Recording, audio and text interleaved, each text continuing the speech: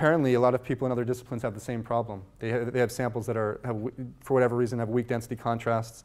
So there's people working in carbon sequestration, there's people working in material science, fuel cells, all of whom could use a machine like this. So we're now processing samples of all different fields. And this will probably spin off into its own company, and we're not necessarily interested in the business of fossil reconstruction, but at some point it may become profitable. And the next project I'll show you is one of the projects we worked on something called the Forensic Architecture Project. It's something we did with a team in London based out of Goldsmiths College. The PI on the project is Eyal Weissman.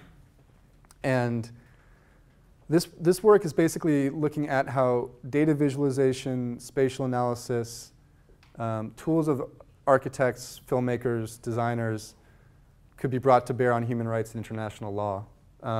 Again, always proceeding as applied research driven by cases and an interdisciplinary team. So in this case, it's lawyers, human rights organizations, activists, teamed up with architects and artists.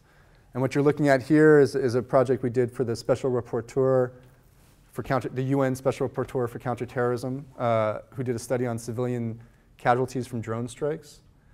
And what you're looking at here are different target types, and the kind of heat map shows you quantities of casualties. This is in the federally administered tribal areas in Pakistan. This is Ben Emerson, the Special Rapporteur.